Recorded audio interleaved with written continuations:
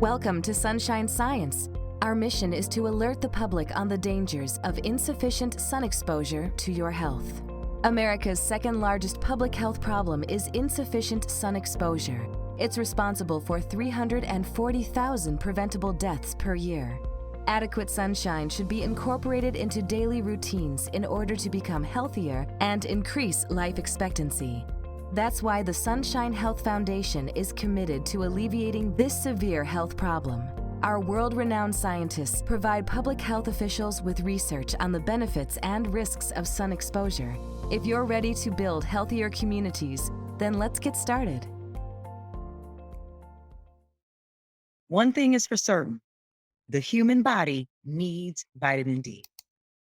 More and more Americans are coming to understand how important vitamin D is for optimal health. But how should we be getting our vitamin D? Should we be getting it through food, through supplements, through sun exposure? What is the most effective way to ensure we're getting the vitamin D that our bodies need to maximize our health? You guessed it, sun exposure. And in this episode of Sunshine Science, we're going to explore why our vitamin D should be received from the sun. And along the way, we'll explore specifically why vitamin D supplements, although popular, are not a substitute for sensible sun exposure. Let's start first with diet.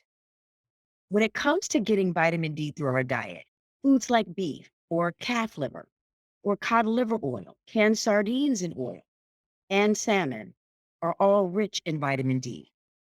But the reality is that vitamin D does not occur naturally in most foods. There are foods like cereals and milk that are enhanced with vitamin D. This enhancement process is called fortification, and it's a good thing. In fact, most of the vitamin D consumed in the United States diet comes from fortified foods. But with 70% of the US population suffering from vitamin D deficiency, this fortification is clearly not enough. We simply can't get the recommended amount of vitamin D that our bodies need from food alone. This is one of the reasons why we see many people turn to vitamin D supplements. But are supplements really the answer?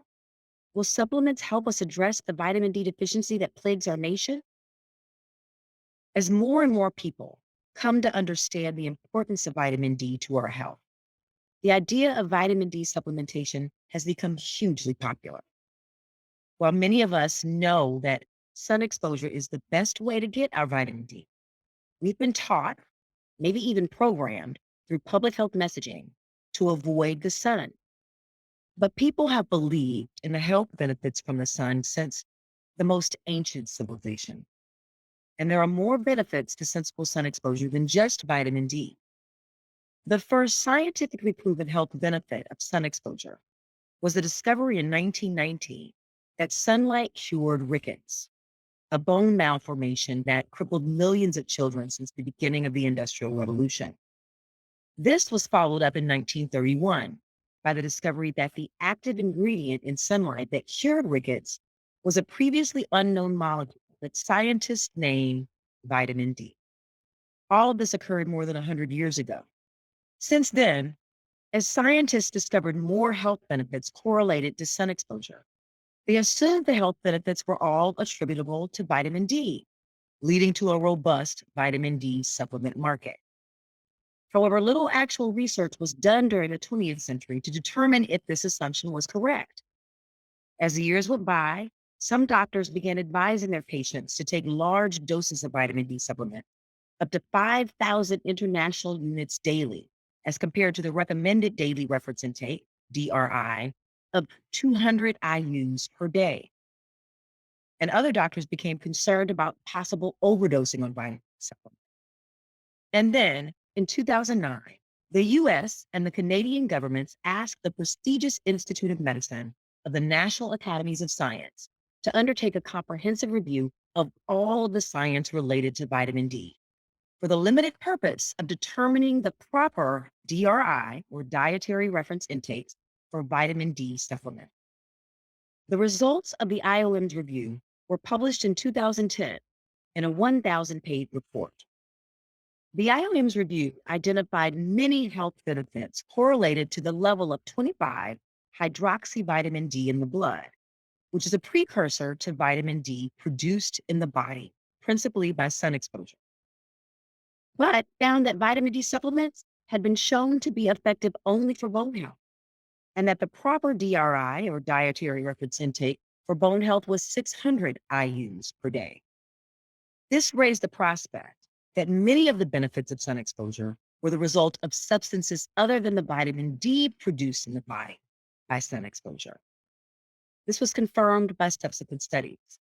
The fact that 90% of the 25 hydroxyvitamin D in the body is produced by sun exposure means that the level of this biomolecule in the blood is a metric for sun exposure as well as for vitamin D status.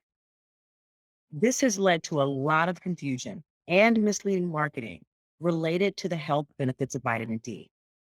This is because the correlation of a low level of 25 hydroxyvitamin D in the blood with increased risk of various diseases could indicate that the problem is insufficient vitamin D, or it could indicate that the problem is insufficiency of some other biomolecule produced by sun exposure.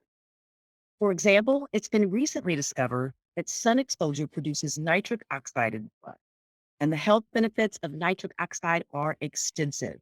It lowers blood pressure, protects the heart, stimulates the brain, kills bacteria, and it acts as a gatekeeper of blood flow to different organs.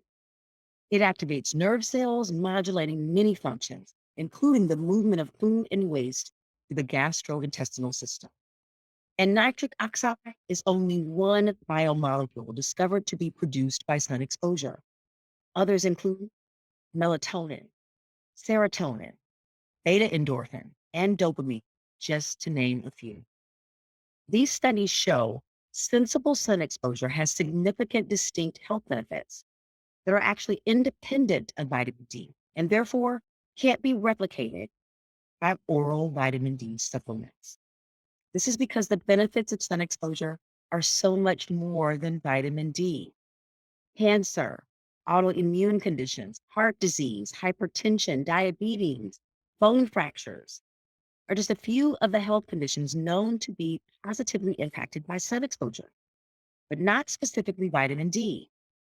More and more studies show that vitamin D alone in supplement cannot replace the protective benefits that come from sun exposure. For example, there was a study published in the European Heart Journal in 2017 that reported that vitamin D supplements did not reduce mortality in patients with advanced heart failure. Another 2017 study found that high doses of vitamin D supplements were not beneficial for overweight vitamin D deficient patients who were diagnosed with type 2 diabetes. The authors of that study concluded that it would be unlikely that vitamin D supplements would be an effective strategy for reducing diabetes risk, even in vitamin D deficient populations. Even vitamin D's reputation for independently helping in bone development has been questioned. A report from the United States Preventive Services Task Force, an independent group which makes health policy recommendations, concluded that when it comes to preventing fractures, there's not enough evidence to recommend for or against vitamin D supplementation. And other studies have yielded similarly disappointing results when it comes to vitamin D supplements. You know, the human body is amazing. It's made to carefully regulate its production of vitamin D. So you can't overdose on vitamin D through sun exposure. But as mentioned earlier, overconsumption of vitamin D through supplements is a concern. It can lead to vitamin D toxicity or hypervitaminosis D, and that can lead to calcium buildup in the blood, which in turn gives rise to a number of health issues such as heart attacks, strokes, and kidney stones. And did you know that studies show that an excess of vitamin D supplementation could also cause autism in infants? Yep. Researchers have found that countries where infants are not fed the supplements show fewer cases of autism, giving rise to the possibility that vitamin D supplements are indeed a risk factor for autism in infants. So today, the best source of vitamin D remains exposing your skin to sunlight. However, given our indoor lifestyles, many are turning to vitamin D supplements. But as we've discussed in this episode of Sunshine Science, studies show that vitamin D supplements are not all they've been marketed to be. Vitamin D deficiency is a widespread and serious public health problem.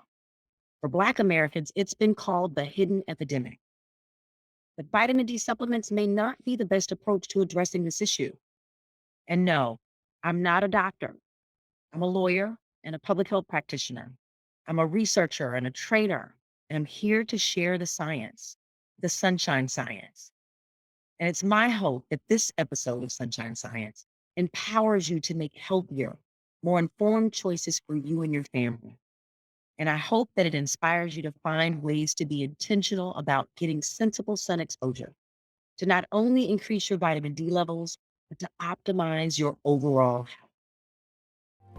Thank you for listening to today's episode. If you're ready to build healthier communities, please visit sunshinehealthfoundation.org to find the latest research on the health benefits and risks of sun exposure. Or you can subscribe to our newsletter for our latest updates. Step out of the dark and embrace sunshine. Let's build healthier communities.